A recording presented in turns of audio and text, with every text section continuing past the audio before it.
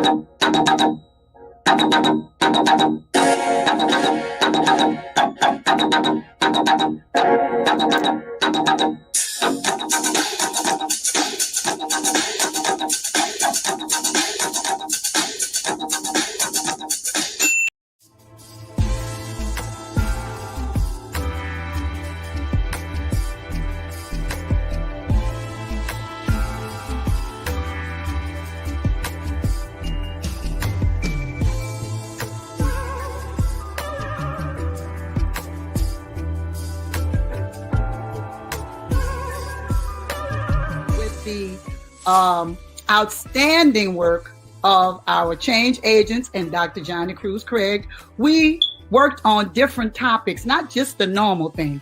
You know, we worked on culturally relevant teaching, social and emotional learning, trauma-informed classrooms, and the whole child, just to name a few.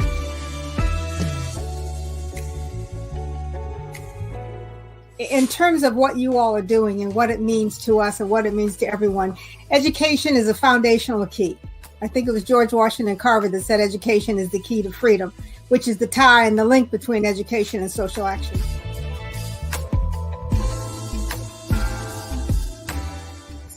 Delta pushed early on that it's not just matriculating through a scripted curriculum that may not teach needed life and adaptive skills. We have been pushing through our gyms and other programs that you need to focus on educating the whole person so that our next generation has the basic life skills to navigate and adapt in now an even more demanding and unrelenting world environment.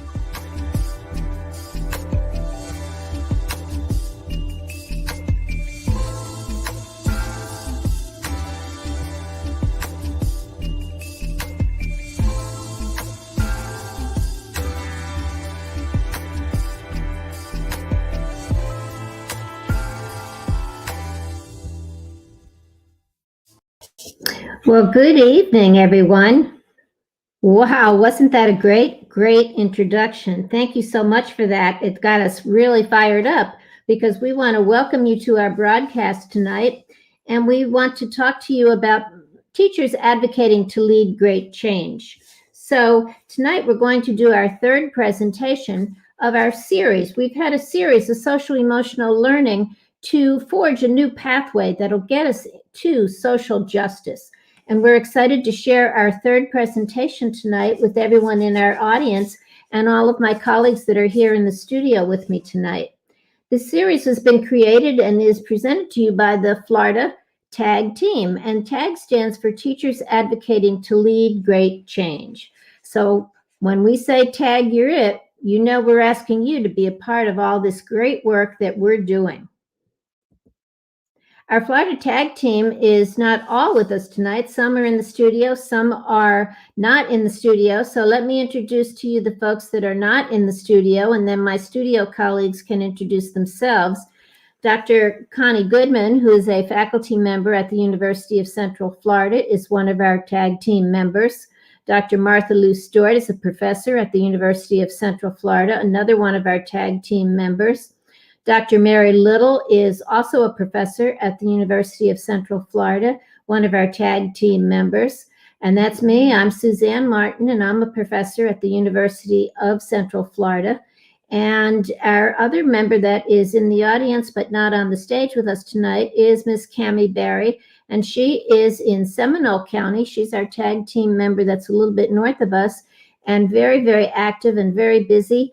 And probably we're hoping that as soon as this is over, she'll do her homework because she's a doctoral student. I'm going to let Miss Johnson and Mr. Stribling introduce themselves. Good evening, everyone. I'm so excited to be here with you tonight, and thank you for joining us. I am Deidre E. Johnson, and I bring you warm and just sunny greetings from South Florida, Broward County Public Schools, Fort Lauderdale, Florida. Welcome. Good afternoon, everyone. I bring you greetings from South Florida, Miami-Dade County. My name is Harvey Stribling. I'm an educator in the Miami-Dade County Public School System. I'm happy to be here. So tonight, our team is going to present our presentation, The Home and Community. Where is the village? We all know the expression, it takes a village. And as we move through the social emotional learning and social justice in this time of pandemic, we really know it takes a village. But where is the village? We're empowering community-based organizations to encourage students to apply social emotional learning outside of school. Mr. Stribling, would you please take the honors and introduce our guest speaker tonight? Tag, you're it. Thank you, Dr. Martin. I have the distinct honor in introducing our guest speaker for this evening. Her name is Miss Ronisha Randall. She is a native from the city beautiful, Orlando, Florida. She is an efficacious educator, currently serving as an administrative dean at Sunridge Middle School within the Orange County Public School System. She is a partner and education coordinator and the founder of Be That LLC, a youth and young adult empowerment and coaching company that teaches youth and young adults how to thrive, hope, affirm, and transcend regardless of their adversities. Ms. Randall is also a doctoral candidate at the University of Phoenix, pursuing a degree in educational leadership. Her goal is to have an impact on youth and women throughout her community and surrounding areas. She is a FAMU alumni and an active member of Delta Sigma Theta Sorority Incorporated.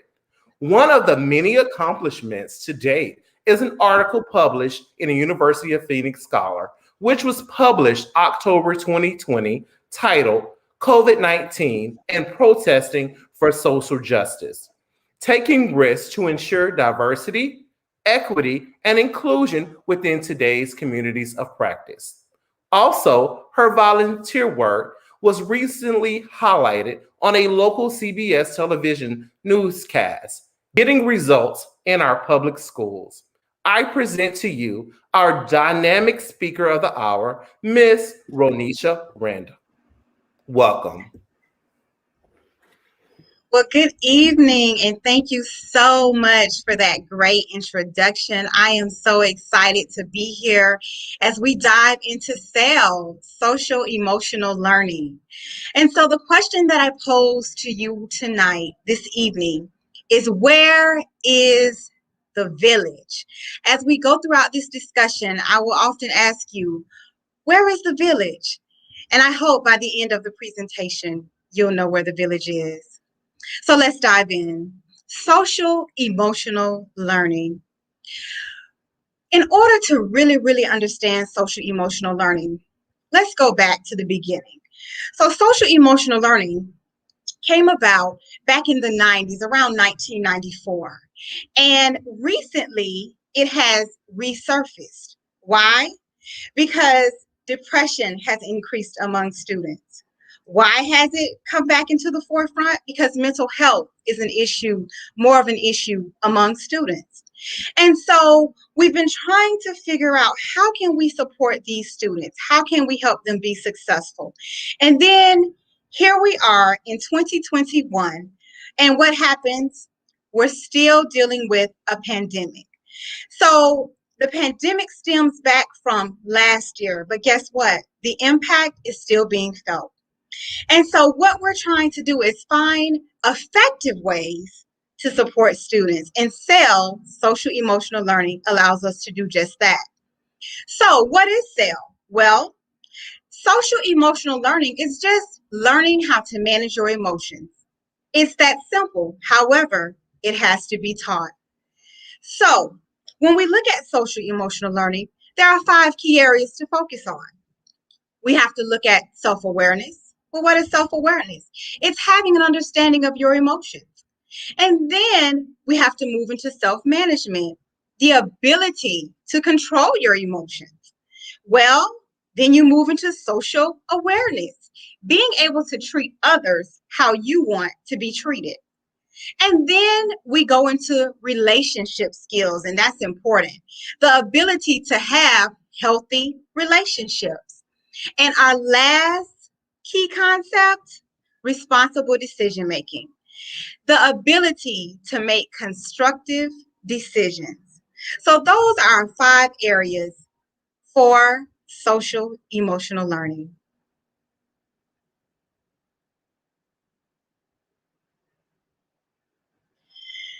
As we think about social emotional learning, there are a lot of things that play a part. One, we have to ask ourselves, well, where is the village? Where is the village, and how does the village impact social emotional learning? Well, let's dive in. Social emotional learning starts, of course, in the home. It starts in the home. So what does that mean? That means that you have to be involved and include whomever's in the home, the guardian, the parents, and you have to present SEL to them so they know how important it is. Well, how do you do that? You build a connection. You build a connection with the home so that they know how important SEL is. And let's keep in mind, SEL is not just for students. SEL is also something that adults can practice as well. And so with that being said, we move into community. So once you leave the home, guess what? Now you go into the community with SEL, social. Recently, I organized an organization called Be That. And Be That, as you heard earlier, is a organization that empowers youth and women. And one of the things that I decided to do was I went into the community. And that's what you have to do. You have to roll up your sleeves and go into the community. Because again, where is the village? Well, the village is in the community. And then you move on to community-based organizations to encourage students to apply social emotional learning outside of school. So what did I do with Be That? Well, I went into the community and I tapped into a topic I knew that youth would love. And what was that? Social media. What youth doesn't love social media? I bet it's some adults who love social media too, right? Yeah, we like social media too. And so I connected with the youth because they love social media. But guess what? They need to know how to manage their emotions while being on social media. And so those are one of the things that Be That has been able to tap into by, again, going into the community, right, as an organization, connecting with the youth, and then guess what? Presenting strategies and resources to help the youth.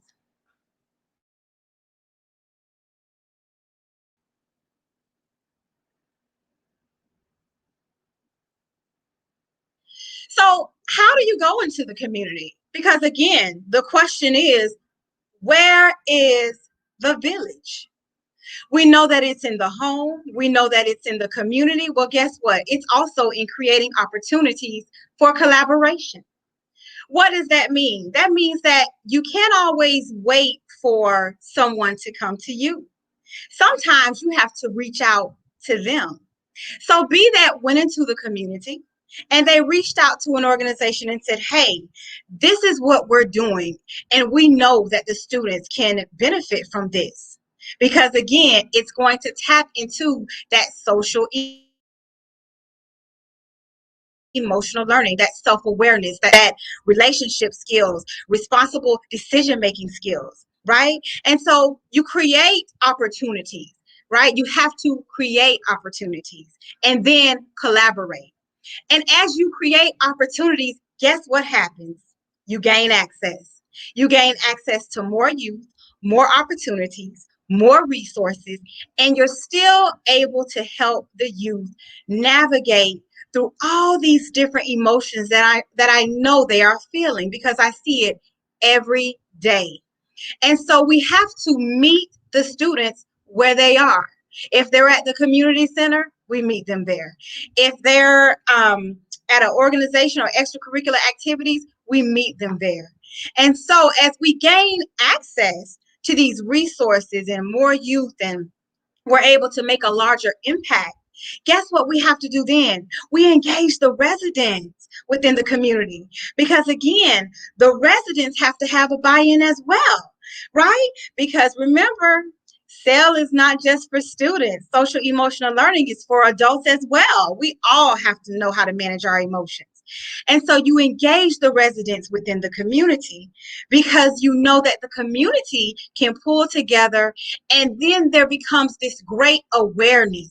When the community is aware of something, then we can really, really see an effective change because now the community has bought in because they feel a part and they can benefit as well. And as you engage your residents within the community, you empower youth.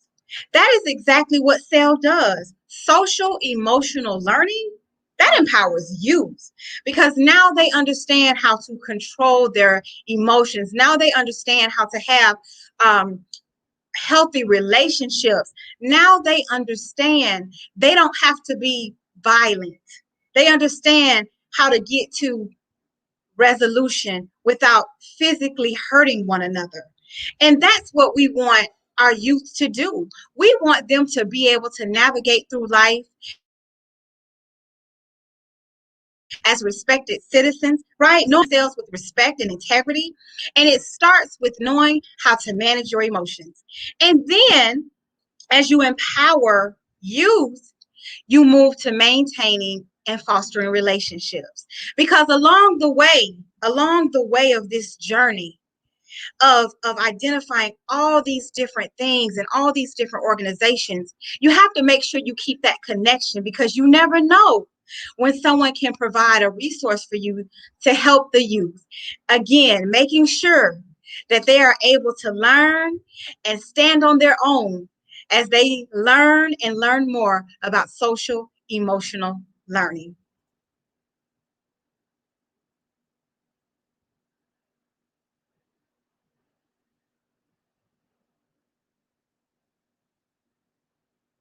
And so, again, so where is the village?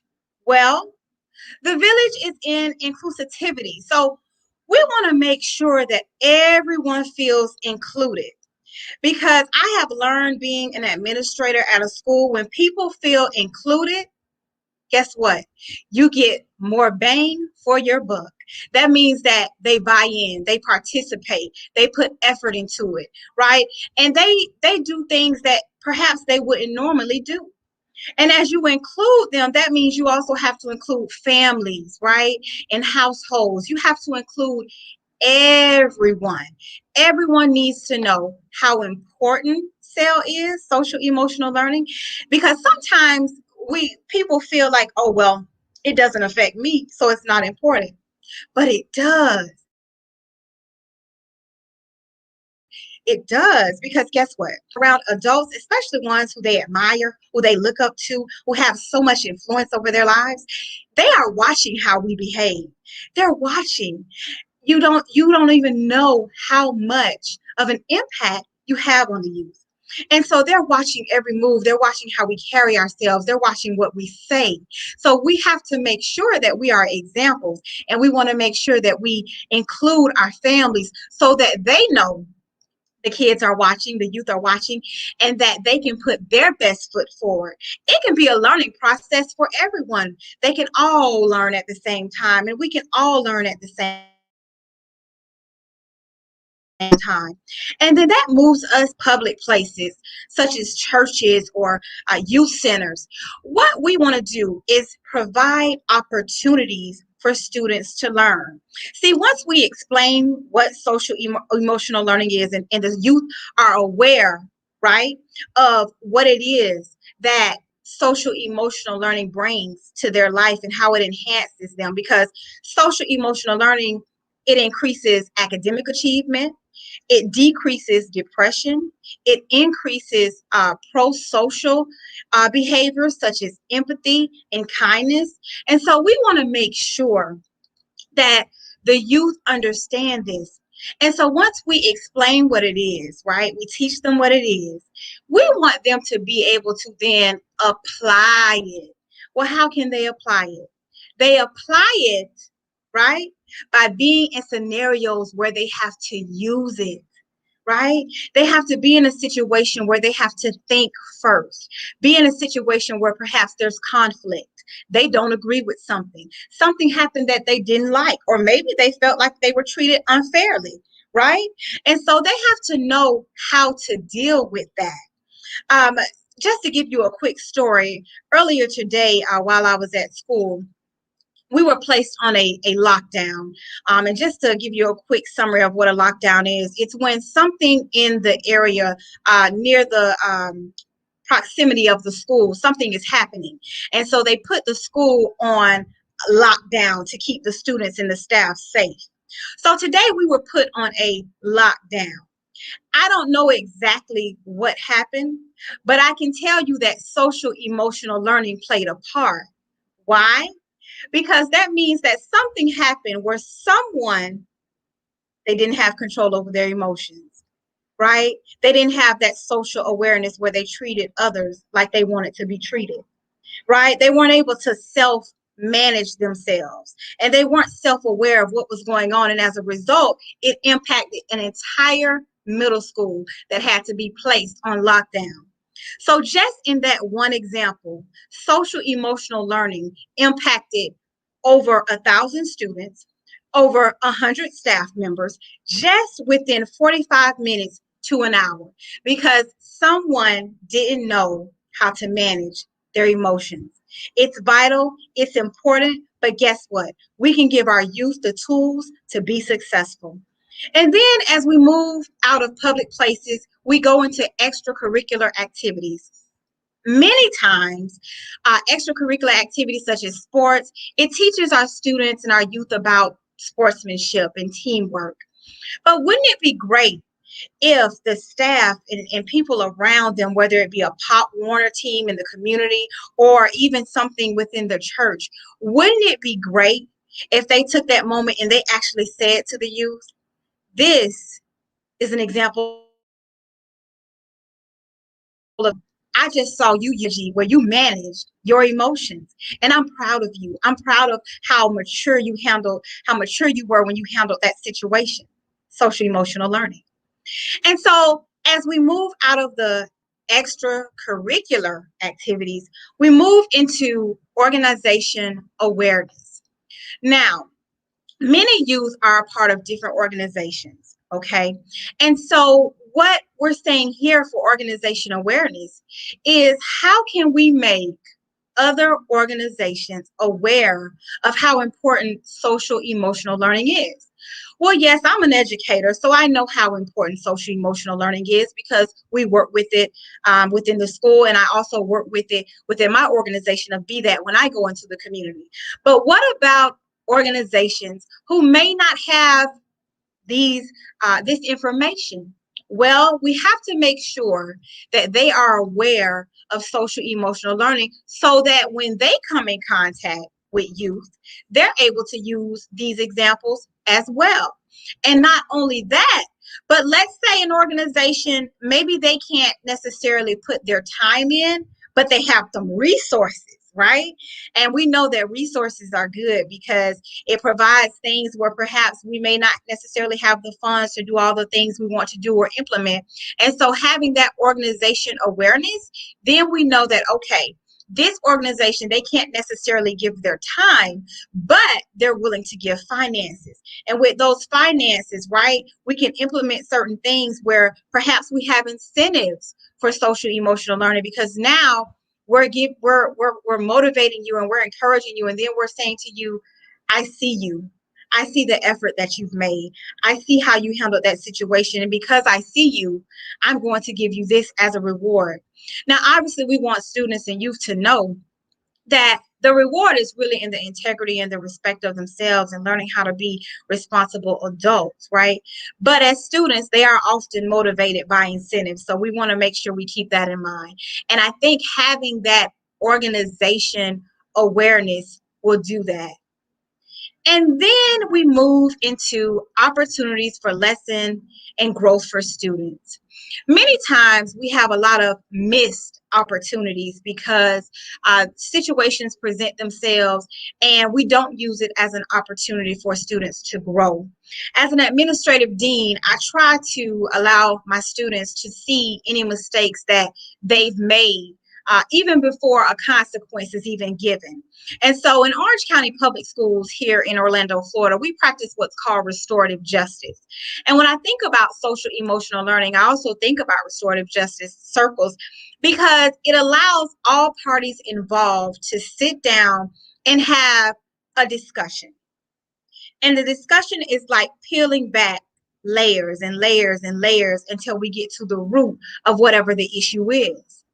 And so I sit down with these students who perhaps may have had some type of falling out or some type of altercation, right?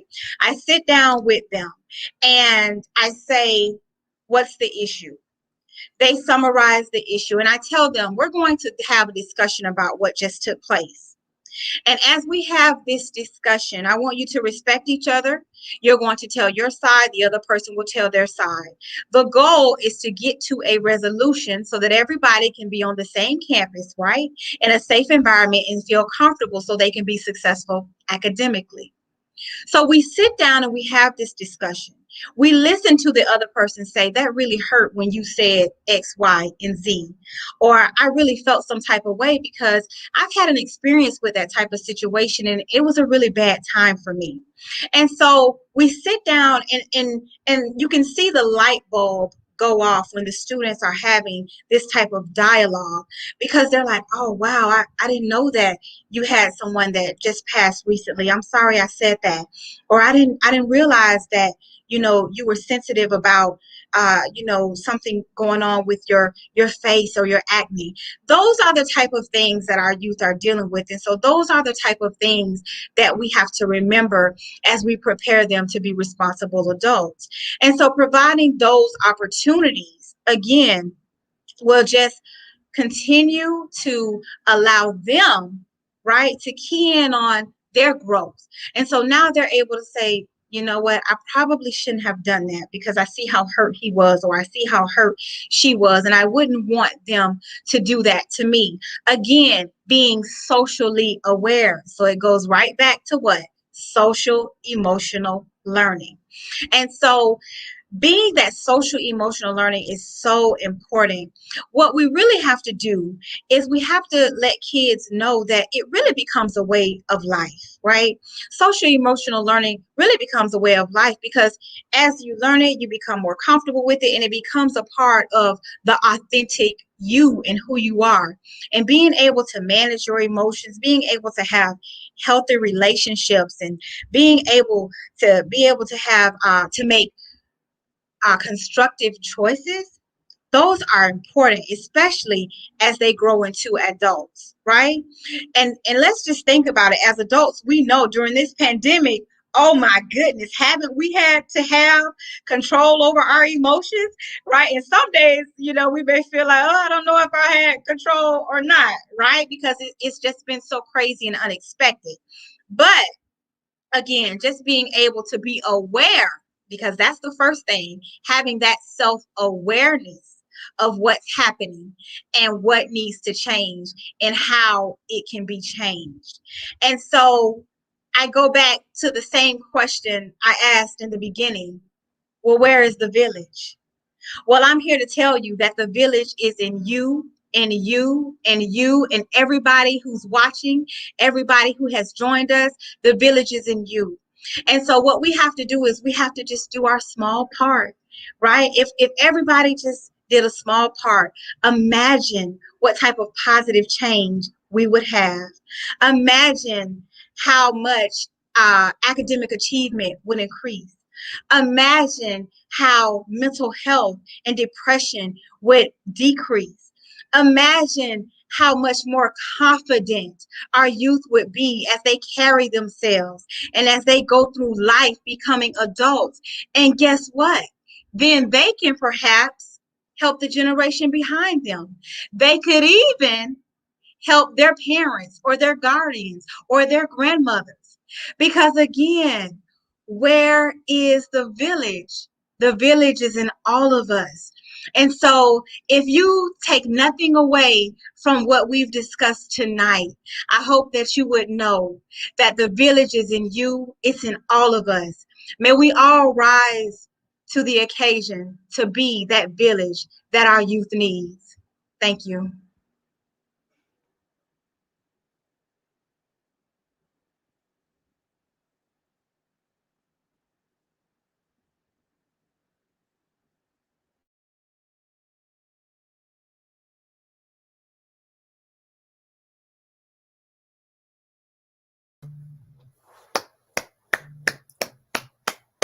Miss Randall, Miss Randall, Miss Randall, you brought the village. Can you all say this with me? Where is the village? One more time. Where is the village? Let me tell you, Miss Randall, thank you so much for that information. That was some great information that we just needed to hear and just needed to be reminded of how important it is to have a village surrounding us. And sometimes we get confused. We hear that's that old adage of where's your village? And we hear that all the time. But it's so important in this time, in this season that we are living right now, working, playing, just worship, wherever we are, that village is important. So as you were saying, some of the things that came to mind, especially right at the beginning, was when you said village, I instantly thought about, I saw the word age in village.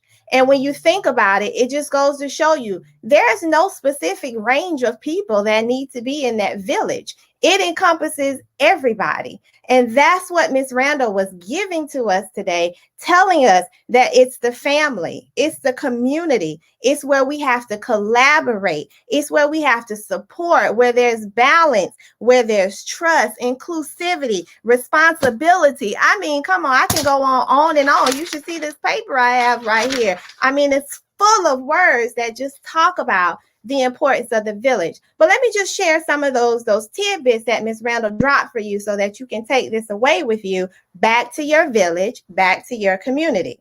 So here, she said, first of all, you took me back on a ride because she said 1994, we on a comeback. SEL is on a comeback. So that means they had to take a little pause, I guess. So some people thought we were away from, we was just all right and we just moving along. But look what happened, right? So we had to come back again, and SEL came back with a vengeance because now we see the importance of where our kids are, but not only our kids, we see where we are as adults, where everybody in the school, everybody in the community. And so it's important that we bring back those 5 components that Ms. Randall talked about in learning more about SEL and bringing it forward.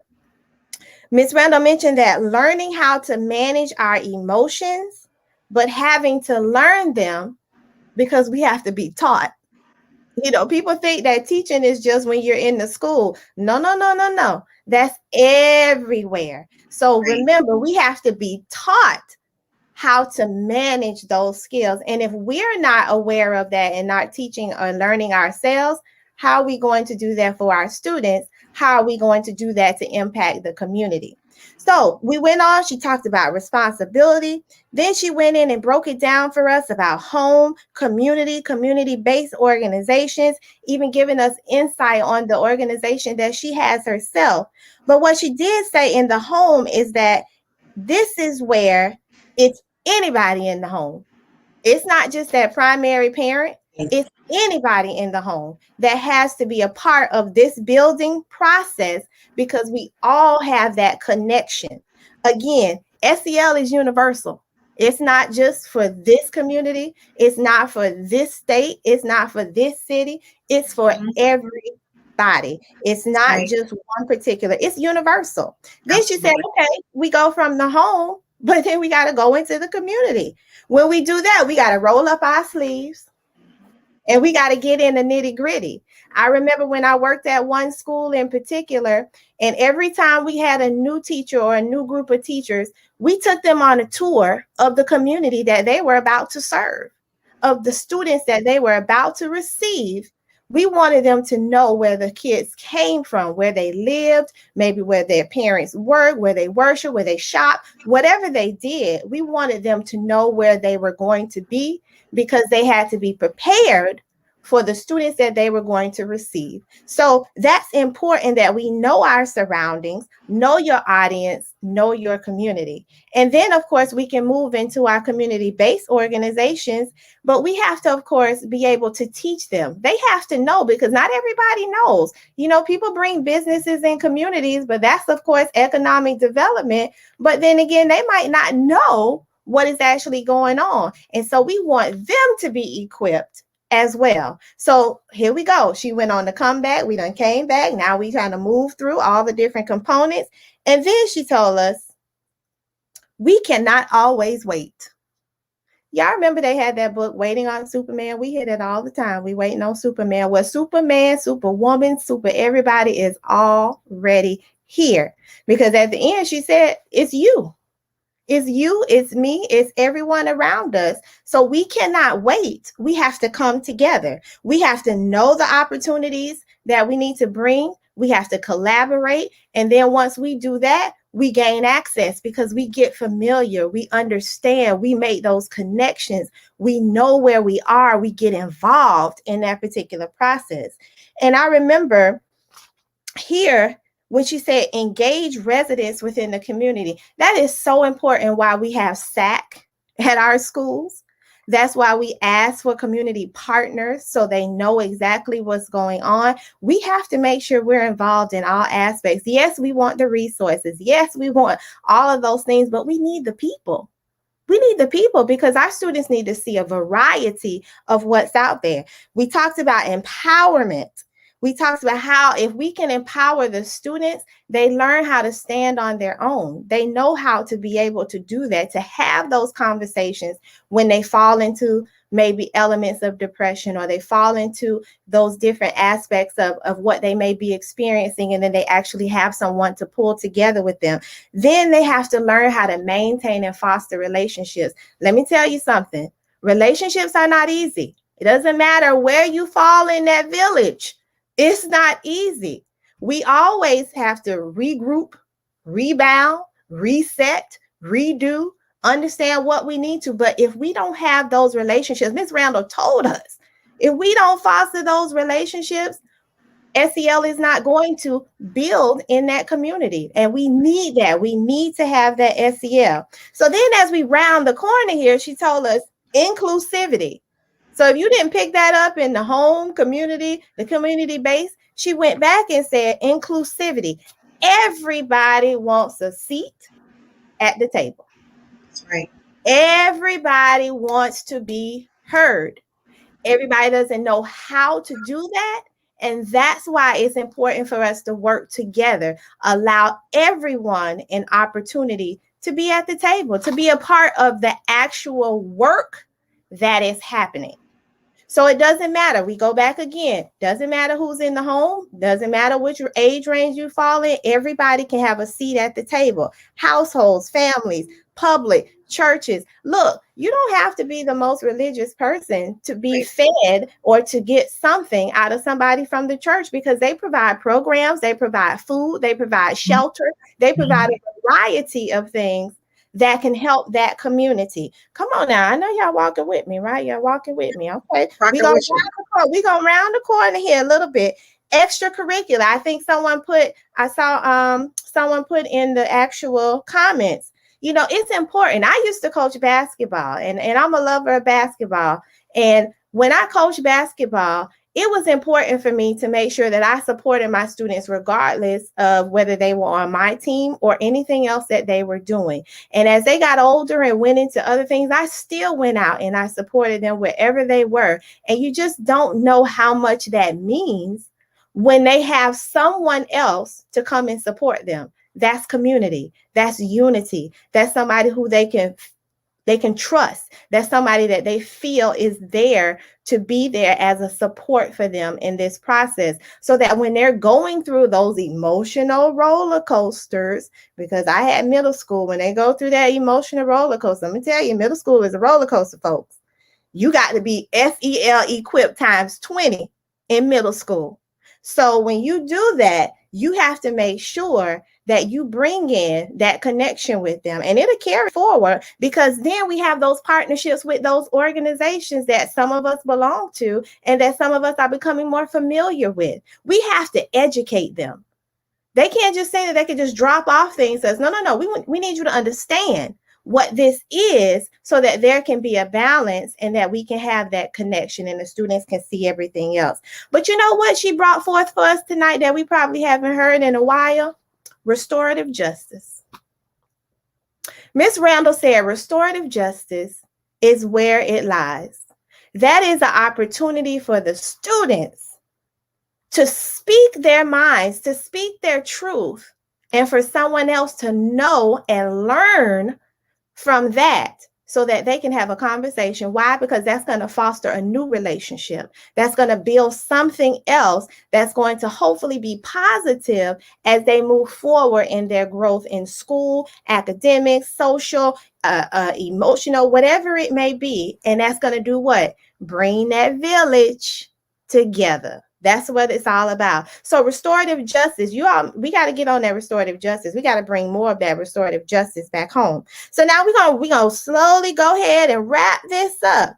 The one thing she talked about again, and she said at the end, one more thing before that, we want to go back and say application. All the things you heard today, there's several things you probably may not remember you wrote down. You have to go back and look at it again, but it's application. We go to workshops, we listen to different presentations, but if we don't apply it, it's not going to help the village grow. So we got to be able to help the village grow.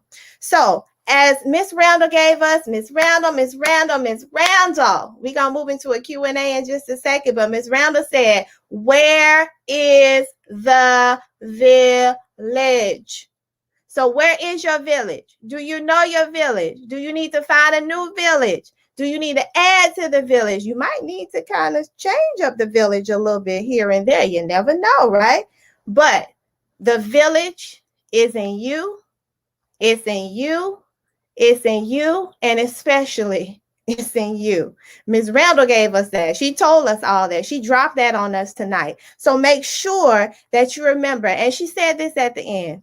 With it, imagine what the students, the school, the educators, and the community could be if you have that village. Miss Randall, we sure do appreciate you. I know I appreciate you because I just wrote down all these things about the village. You gave me another perspective today to be able to take that back. So we're going to go into a quick Q&A session and see if we have some questions that came for you tonight and just kind of get a little dialogue, and then we'll just kind of wrap things up tonight. So we sure do appreciate you, Miss Randall, for that wonderful information that you brought forth from your experiences in education. All right, so we have any questions from the audience? I'm going to start off with one question, Miss Randall. Okay. You're doing your doctoral program, and you're doing your doctoral program in ed leadership, correct? Correct. So as you're going through that program, how has your perspective changed with SEL as you're going through that program? Wow. I can actually tell you, I'm going to go back a little. So I taught in the classroom for some years before I became an administrative dean. And I can tell you that my perspective as a teacher is a little different from my perspective as an administrator.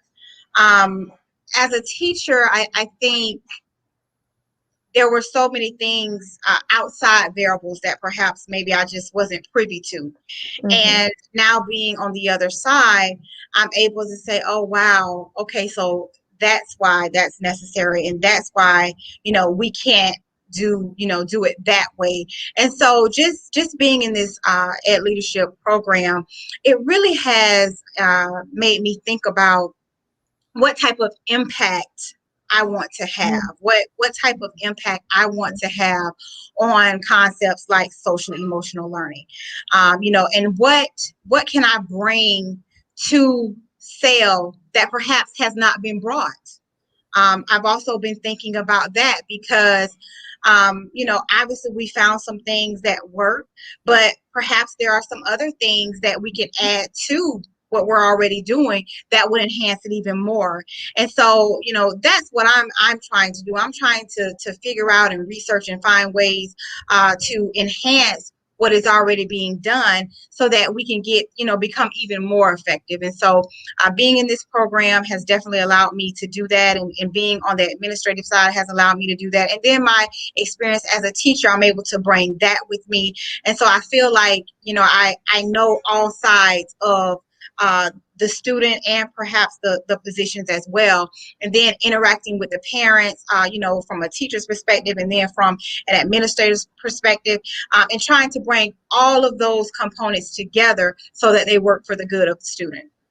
That's, what, I love that answer. And I really appreciate you sharing that whole part about, reflecting and then kind of looking at, I came from being a classroom teacher. I moved into this aspect and then how that has to shift and you have to make those adjustments, but you're on the outlook for new approaches. And I love that. I love the fact that it's taking what your experience was and moving it forward as well. So we have a question for you from the audience. How can we identify the needs of the community, specifically those underserved communities? What can you give us to go along with that? Awesome. Thank you for that question. One of the things we can do is simple. We can survey our community. Ask them. A lot of times we try to figure it out for them, right? And tell them what they need. Oh, you need this, you need this. Instead of just asking them, what do you need? What do you need? What challenges are you facing? What issues are you having? What would help you become more effective in what you're doing? If you had what? And then by asking them, you do a few things. You start a dialogue. You create relationships, right? You do all those things I talked about in the presentation, right? You start a dialogue, you connect with them, you foster relationships and create relationships. Now you're able to collaborate because now that they've told you what they need, now you're saying, okay, great. Since this is what you need, this is what I offer, right? And then if there's something that they need that you don't offer, you can put your heads together and research and figure out, well, who has what we need and how can we get it? I love it. I love it. You're bringing it back to the point which you mentioned in the presentation about everybody being at the table. It's really that conversation, we have to ask them. We can't always assume that we know exactly what they need and what they want. So very good responses to that. I really love it. Fostering their relationship, bringing it back to the table for if we don't have that. We have another question for you. Are there any efforts in the district that you know of to share and inform parents of SEL competencies? And if not, what would be the value of doing so? In terms of competencies to share with parents, I can tell you that in the district right now, it's interesting because even though SEL is not new, it's somewhat new to some people, right? Because it's coming back to the forefront. So as we become reintroduced, if you will, to SEL, we're finding out more and more. And right now, I know at my particular school, the leadership team, what we're doing is we're trying to find effective ways to make sure that we're implementing it and making sure that those particular ways are effective. And as we go through different strategies and we talk about different things, what works, what doesn't work, then we're able to see how we can fit the parents into that. So it's like, okay, this is what it looks like for the student. Okay, now how can we bring the parent into it? And then how does the parent then connect, see the value, and help us, right, bring the awareness of it so that it can be practiced not only in school, but also in the home. So we're actually still in the process of doing that, because what I've learned is that it's really a learning process. So there's really not, there's not one way to do it, and there's not one answer. It's just what's effective and what works, especially in the climate that we're in right now as educators. And so what we're doing right now is just finding ways that it works with the students. And as those ways, we see the success, right? We see what's successful, what may not be as successful. And then as we work through those things, we're able to bring in the parents. So now we can say, you know what, this is what we're doing. It has been successful. And now we want to bring you in so you can be involved, because we want you to be a part of this success. Okay. All right. We have two more questions for you, and then we'll just kind of wrap up. I really enjoyed myself with you, Ms. Randall. How can the community stakeholders and leaders measure growth, and they put it in capital letters, and mastery in capital letters of SEL? How can the community stakeholders and leaders measure that? I think one of the ways we can do that, one of the ways community stakeholders can do that and leaders can do that, we have to have persons who are going to track it. And so I think it's something that we need to perhaps start with, I would say, at the beginning of a school year, right? We start in August, and I would have someone to literally track whatever initiatives the school or the district puts into place, right? And then you have someone who tracks that, okay? And you have to track it every so often. So let's say you have someone who tracks it every 3 months, quarterly. And then you start at the beginning, you say, okay, this is where we are. You track it, you come back, and then you look at it, okay, where are we now? All right. Then 3 months later, okay, where are we now? And then as you do that, you'll have some data to compare. And once you compare that data, now you can see if you're really making an impact. The great thing about tracking also is that you're able to go back and make changes before you get to the end. So let's say you start tracking in August, then August, September, October, let's say around October, November-ish, you go back and you look at the numbers, you look at your data. Okay, what's working, what's not working. Now you can change some things, right? And which will change the initial outcome. And you don't have to wait until the end and say, oh goodness, this didn't work. We really thought this was going to work. But you can change it in the middle versus the end and have more success.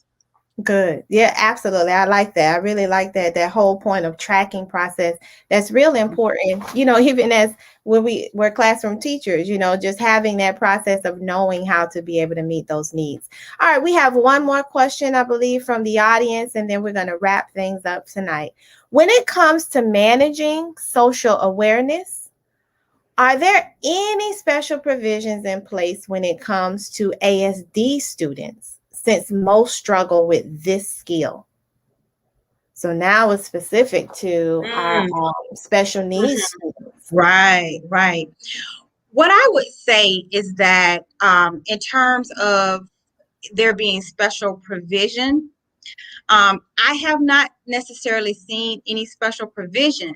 However, because of the different accommodations that those special needs students have, what I would do is take those accommodations, whatever they are for those students, and I would simply intertwine the two.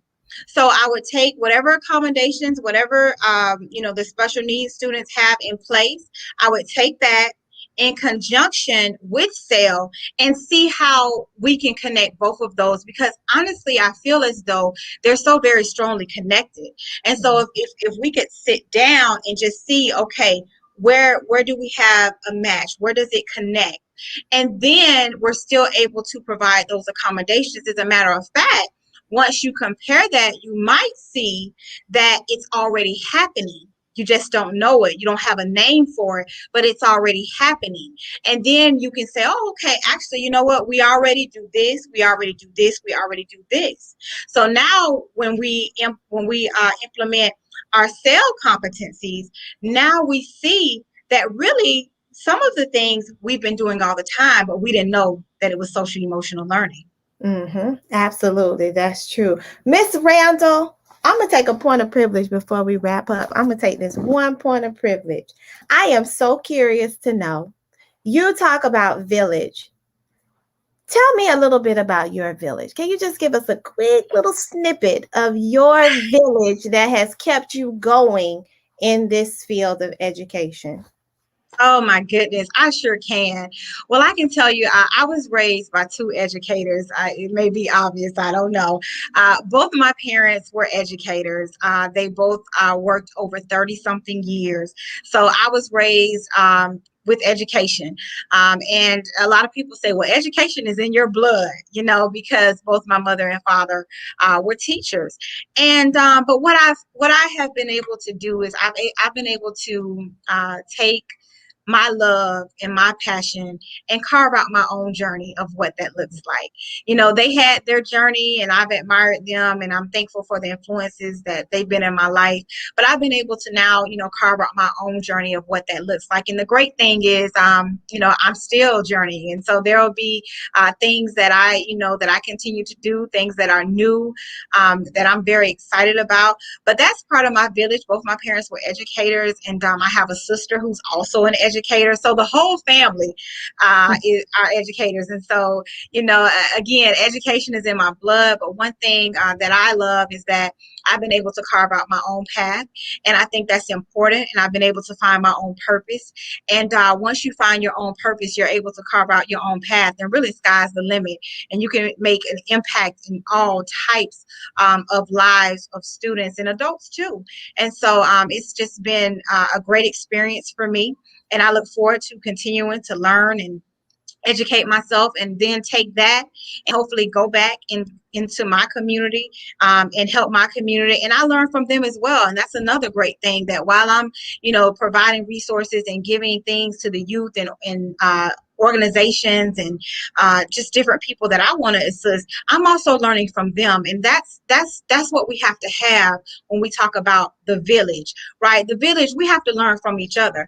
I can't go, saying, oh, I know it all. I don't know it all, but I'm here to learn. I don't know it all, but I'm here to learn. I'm here to help. And that I do know, I'll share. And that what I don't know, I'll learn. And hopefully we can learn together and be successful. Miss Randall, I just want to say thank you so much. I have enjoyed my time with you. So don't be surprised if you get an email from me to have some further conversation. Ladies and gentlemen, I have enjoyed my time with Miss Randall. Thank you so much for your time today. And I'm going to close with this. Let me reintroduce us. We are the village. Where is your village? Miss Randall, thank you so much. Dr. Martin. Tag. Yes, Ms. Johnson, thank you so much. Wow. And I have to tell you, Ms. Randall, other than being completely blown away with your fabulous presentation, I have never heard anybody say they learned from lockdown about social emotional learning. So thank you for that. That's a wonderful piece for us to remember. And I want to make sure that you all are aware that we are having a really fabulous national event, and it will be Saturday, April 17th, 2021. It's going to be from 11 to 5 p.m. It's virtual, so you can pop on in and see what's going on. I believe that we have a comedian. Oh, that's going to be pretty fun. And we have a former president, Dr. Paulette C. Walker, who's going to be there with us. So take a look at this flyer that we have and try to join us if you can. And I can't thank you enough, all of the audience. You're fabulous. All the people that send in questions, sitting with us tonight. So please take our survey so you can tell us how we did. It's real important for us to know how we can get better. I don't know how we can get better unless we can get Ms. Randall to come back again and we get Ms. Johnson to interview her. That would be a fabulous show.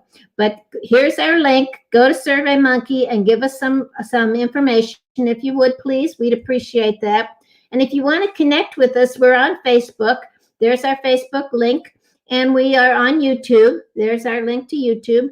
And all you have to do is, if you just type in DTEC-TAG, you'll find us.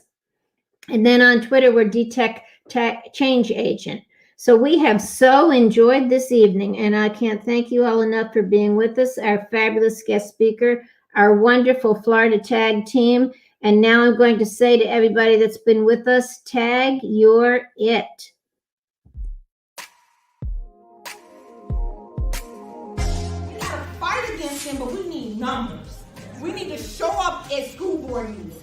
We need to show up at county commissioner meetings. We need to have someone on the agenda to talk and know what they're talking about to advocate.